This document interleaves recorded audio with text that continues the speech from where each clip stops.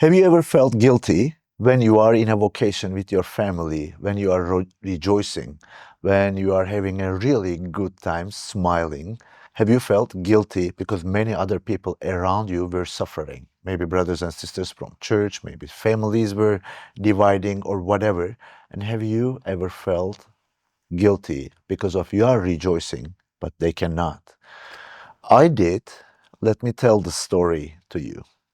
Hi friends, welcome to my YouTube channel. This is Vahan, and in this video I'm gonna talk an interesting story when we were in a vacation with my family. We were in vacation time, very beautiful place. We love that place. It's kind of a like small village of our family. We were there, kids were around, we were healthy. We were having a nice time, but I felt like there is a deep sadness in my heart.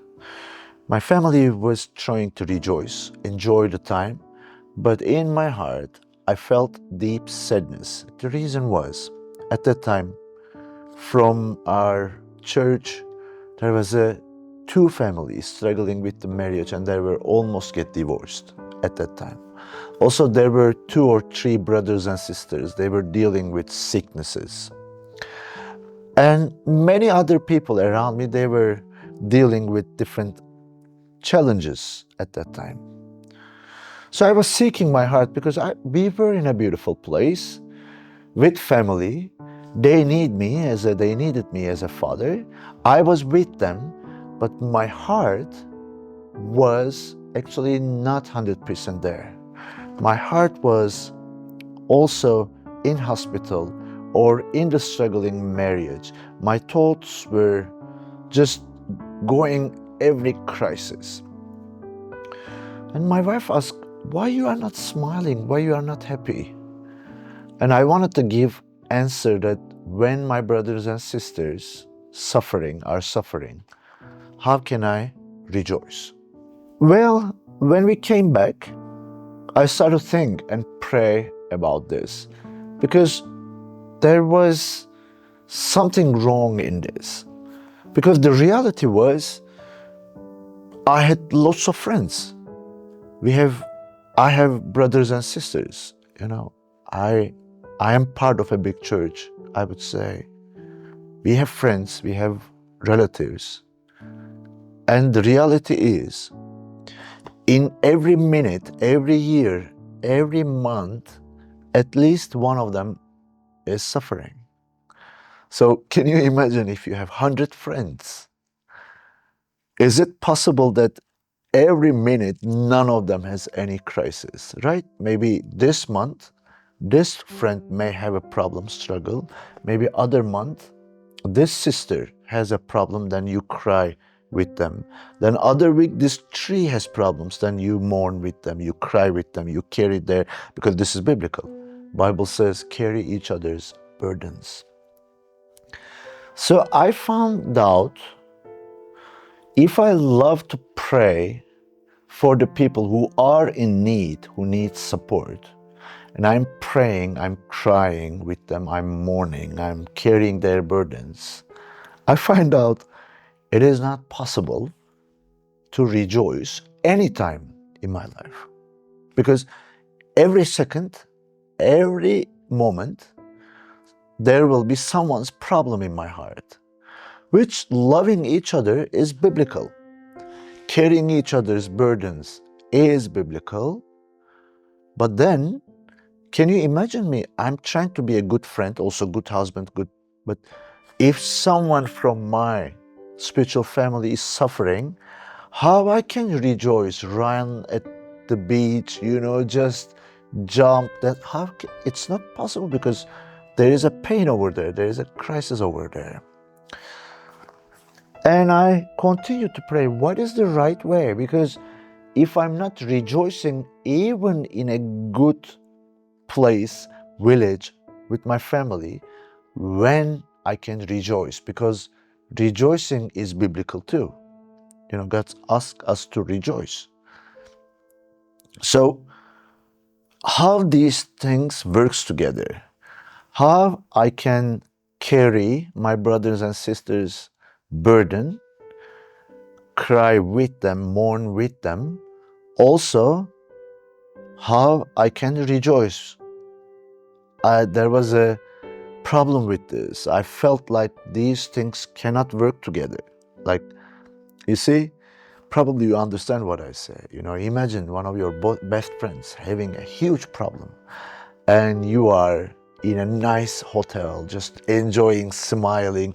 It doesn't work because you love people. They are in your heart. So when they are suffering, you suffer too.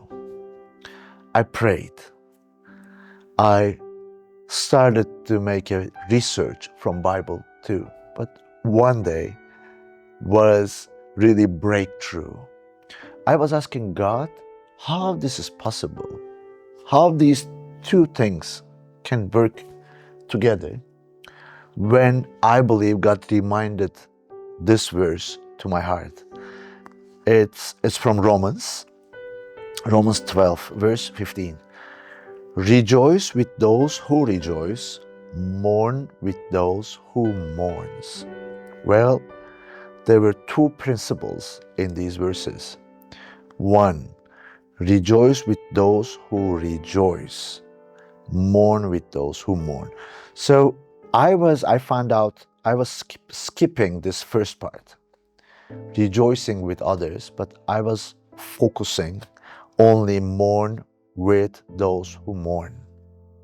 Well, if we don't get this verse in a correct way, we can fall into two mistakes. If we only rejoice with those who rejoice, which is not easy too.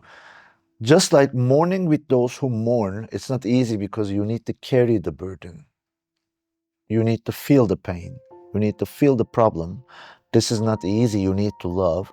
Also, rejoicing with those who rejoice is not easy too, because we have flesh.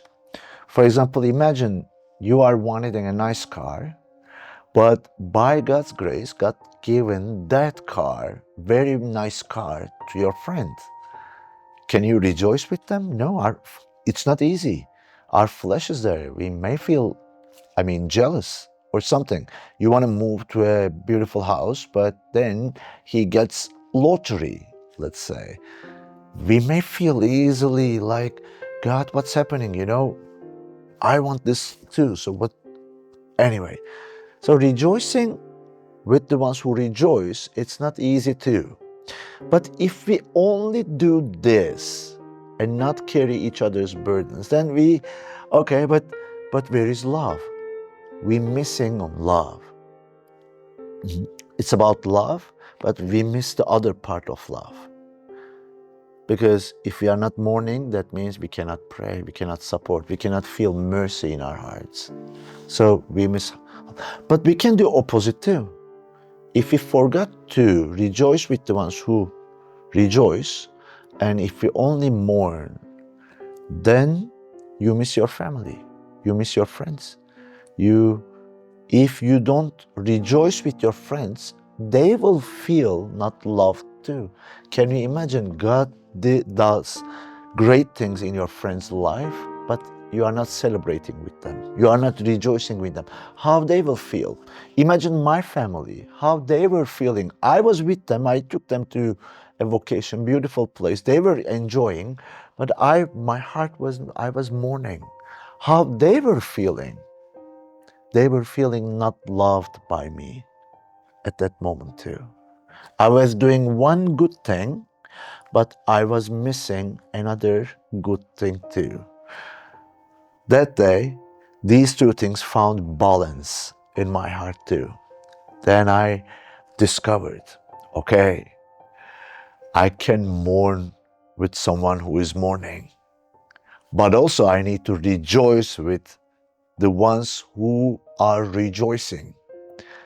The reality is, if you think about your right now, my brother, my sister, just think right now. How many people who are mourning right now in your life? Maybe your mom, maybe your dad, maybe your friend, family, maybe your son, maybe your daughter mourning, which is hard. We need to carry this in our heart and pray for them, cry out, support. But also another question, how many people who are rejoicing right now? Good things happening in their lives, you know? You see the balance? We have both because this is life. So I encourage you to think about the things that I said. To balance, if you are a prayer warrior, it's not easy, like because you carry tons of burden. But also if you add this flavor, rejoicing with the ones, celebrating with them, just sharing their joy, then it brings balance. Or if you are a joyful people, if you love to celebrate joy, also mourning with the people will bring the balance in our hearts. I believe we need this spirit. This is how God works in our heart. So thank you for watching. If you enjoyed this video, here's another video that I'm talking about, another testimony from my life. Thank you for watching. God bless you all.